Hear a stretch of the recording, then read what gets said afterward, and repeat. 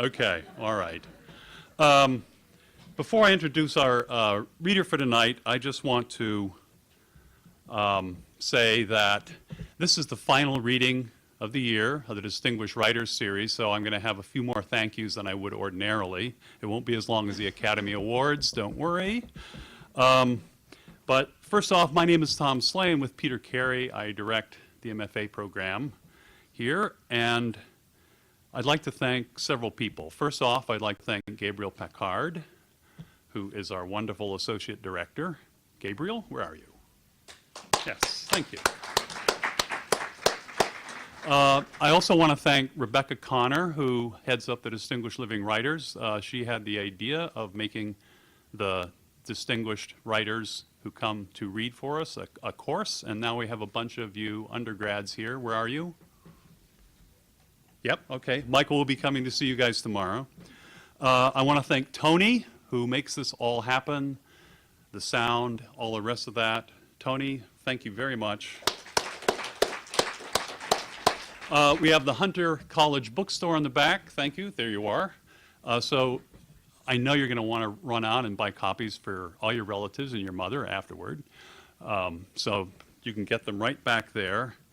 And I also want to thank all the faculty I work with, and particularly, I'm going to be sentimental, and I want to thank Donna Massini and Catherine Barnett, the two poets who I feel so privileged and happy to work with. And if you haven't looked at the Village Voice for April 9th, there's a spectacular poem by Donna in that issue, so take a look at that. And I also want to thank the English department, the president's office, which makes anything we do here possible because of their support. And of course, the most of all, I want to thank everybody here for faithfully attending these readings. Now, it's not quite accurate to say that this is the last reading of the semester, because in fact, one of my favorite readings is going to happen here next Wednesday at 7:30 on May 14th. I have it on good authority that there will be free food and free spirits. There you go. And what you're going to get to hear is the sensational graduating class in poetry, fiction, and memoir. So please come out and hear what the next generation of writers is up to. I think you'll be really impressed and glad you did. Now, I'm going to introduce tonight's reading by telling you 7 true things about Michael Collier that you need to know. I'll let you chew on that for a second and just say Michael is the author of many books of poems, including a book of essays. Among the books he's written are The Ledge, Dark Wild Realm, and Individual History, which is the book we're kind of celebrating tonight. Plus, he's done a translation of Euripides' Medea. He's won all the awards. I'm sorry, we do this as a kind of ritual. A Guggenheim, NEA, an award from the American Academy of Arts and Letters, and he's also does something that many poets don't do, and that is, I think of him as being one of the people who has done the most among very few people in the United States who's done the most for younger writers. And he does that because he has directed the Breadloaf Writers Conference for many years, and I'm sure a lot of you will attend that someday. Okay, 7 true things. 1, when Michael Collier was a boy in Tucson, Arizona, he was haunted by the fact that he was living in a desert that was once an ocean. This doubleness of vision accounts for the transparency of his style, as well as the essential seriousness of that transparency. Like looking through water, the clearer the medium, the deeper you can see. 2, Michael was a knight of the altar, meaning that he was an altar boy. And this engendered in him a need to confess, as well as instilled in him impeccable manners, at least while the priest wasn't looking. These manners and their subversion are always present in his poems, But like the Jesuit Gerard Manley Hopkins, who said it was more important to be a gentleman than an artist, Collier is always both a gentleman and an artist, even when his poems are at their most profane. 3. As a teenager, when beset by certain urges, he conquered his need to confess. Well, almost. And it's the almost that makes him such a great storyteller. His poem, Lashed to the Deck Rail, is an anti-confessional confession. It's also a brilliant example of how to leave out what needs to be left out. Michael possesses, in the words of Tom Gunn, quote, a strength so lavish he can limit it. 4. His atavistic love of water asserted itself in the fact that he became an excellent swimmer. His sister was a silver medalist Olympic diver. For Collier, water is precise in its fluidity, and just as water is always in a perpetual state of change, when Collier looks at something, he registers not only its surface calm, but its outward rippling potential. That's why his descriptive eye surpasses naturalistic detail and becomes the eye of revelation. If he looks at a rabid raccoon, you'll know it's a raccoon. But it's as if Michael's capacity for what he's called negative capability senses in everything he looks at the presence of that thing's inflowing and outflowing soul. 5. He's an expert house painter and an artist with a spray gun. He's an excellent Volkswagen and Volvo mechanic, and once rebuilt a Volvo from the frame up. He knows how to do electrical wiring, plumbing, and can read a builder's blueprint. His knowledge of how tools work, his affection for the material nature of our world informs everything he writes. Who else could write a poem about an automatic pool cleaner that just does justice to it as both an ingenious device, but also as a spooky harbinger of death? 6. In his 20s, he took a trip on the Trans-Siberian Railway all the way across the USSR and then took a boat to Japan. In his poem about the experience, the entire era of the Cold War and its historical roots in Nazism come into luminous focus, especially in his surreal depiction of the passenger ship, the USSR Felix Dzerzhinsky, as a reincarnation of the actual Dzerzhinsky. As Collier, with dark humor, tersely notes about Dzerzhinsky's murderous direction of the Red Terror, quote, "You don't get made into a ship for being a nice man."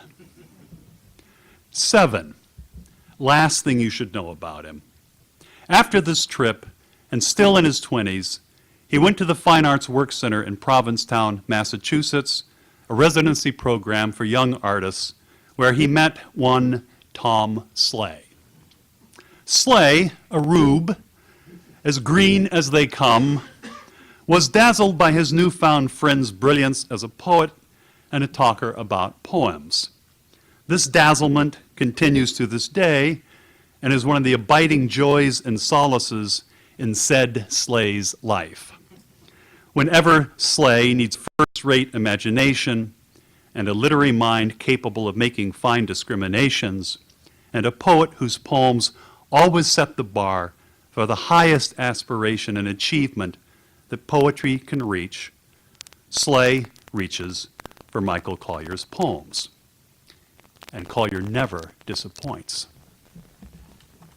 Michael.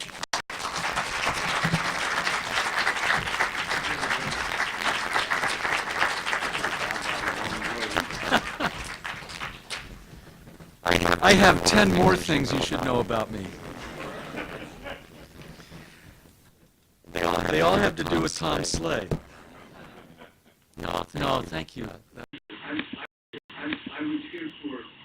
David Ferry's reading last year, and I just remember thinking, what a great audience to read in front of, and so I'm really pleased to be here, and Donna and Catherine, thanks for having me. And the students were great. Thanks for your questions. And I look forward to meeting with the other students tomorrow. If I get to bed at a decent hour.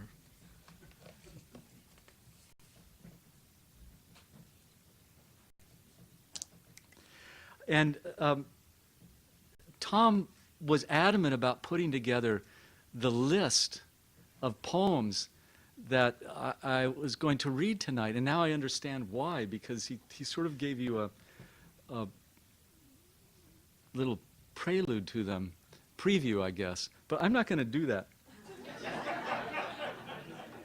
I'm just going to subvert it. Now, some of them I will read.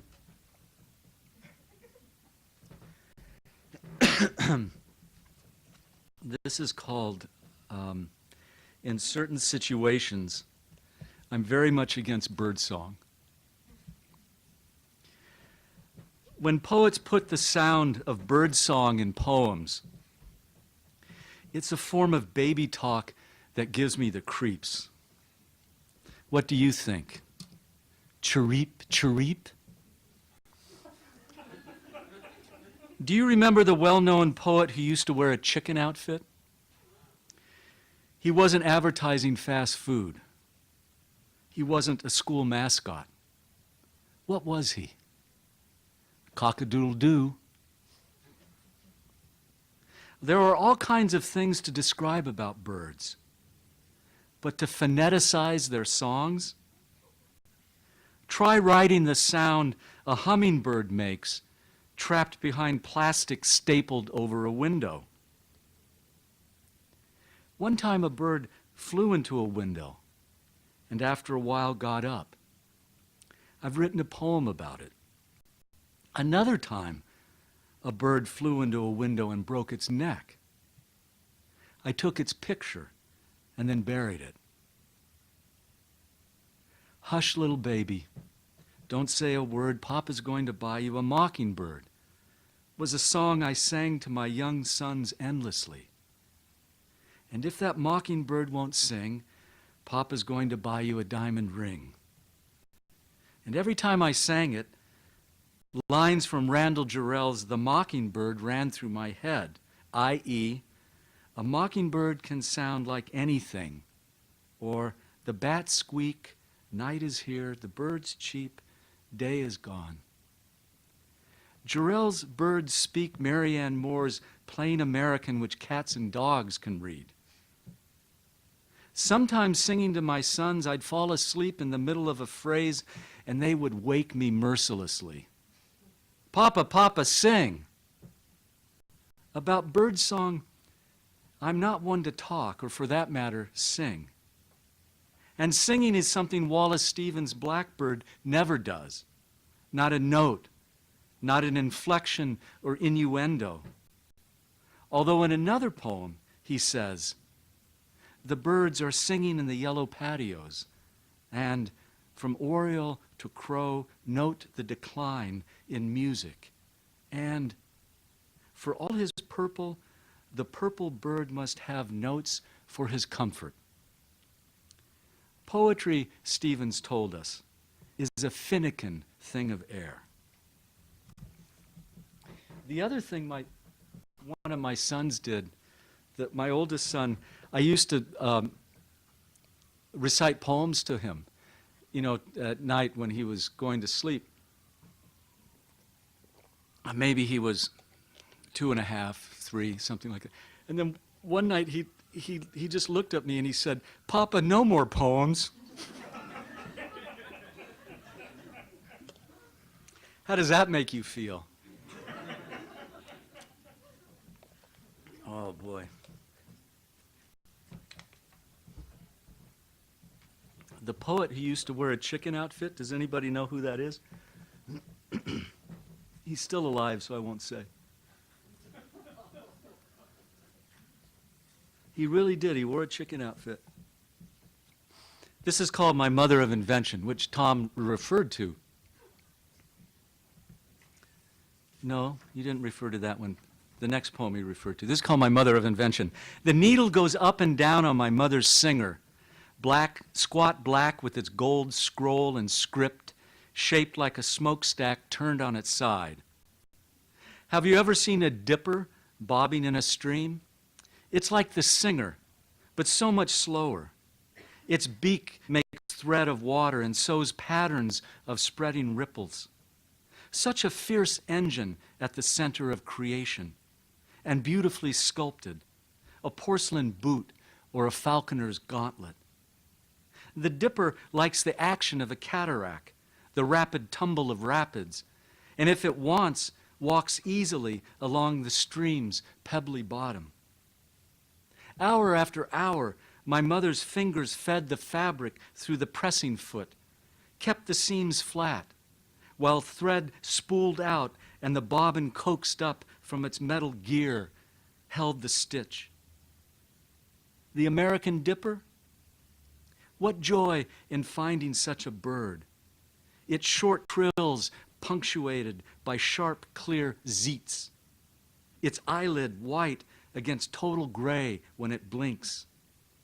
If it didn't exist, you'd have to make it up. You'd have to give it its own day of creation, a day of translucent patterns, pinking shears, and pins. You'd have to say, come and see how the sewing machine in its sleek skin dips and bobs and swims, and how my mother, white eyelid, lined blue, sings her same stitch tune, never remembered, so never heard, and how, like a solitary, calls out, not in air, but underwater. So I made fun of poets who put birdsong in their poems, and then I just did it.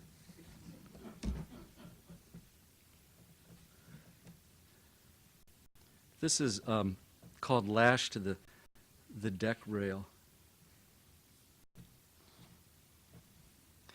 I'm glad now I didn't tell my mother. After the urge to do so passed, the 100th time I throttled my teenage pecker, and in despair, and only half believing I had sinned, wanted to confess. Such yearning and deferral, so much changing of the subject of my inner thoughts, abusive silence against the self that found its way to pleasure, momentary, unfinicky, and followed by the utter naked foolishness of holding on to less than nothing, the way Mr. Boswell kept the deck one gale-blown night, secure, he thought, by lashing round his waist a line a deckhand offered. But when the storm abated, found it unsecured, the slack and flaccid aftermath of such wind-lashed adventuring, held in his hand, even as the packet hauling kelp threw out its anchor in a quiet port. And if a journey to the western islands of Scotland is too much onanistic veering, be glad for what I didn't mention. The secret life of pleasure is as dull as it is dulling. And no one loves himself less than after loving to depletion. But self-loathing is another story.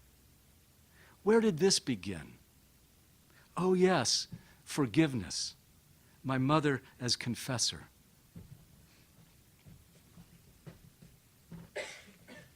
So glad I didn't tell her.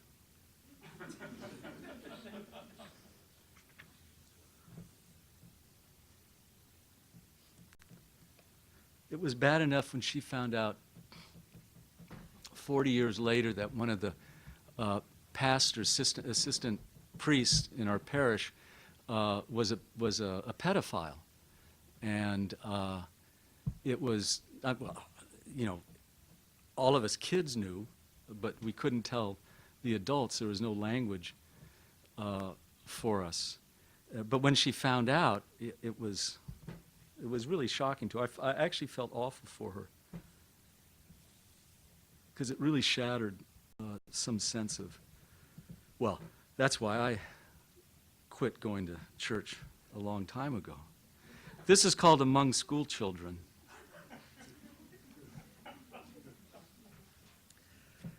The boy with barbed wire tattoos braiding his biceps won't listen to what his classmates say about Yeats and the wild swans of Cool. And when I try to mediate, he interrupts me, not with words, but with his lunging head, half shaven, half in dreads, the face unequivocal with rage, and then the mouth's abhorrence, like lips pressing like a strangler's thumbs, choking the words he'd rather kill than say. Swans, fucking swans, as if he knows precisely what they are. Sleek, vicious stand-ins for the sad, divorced, abandoned hearts longed for wrong.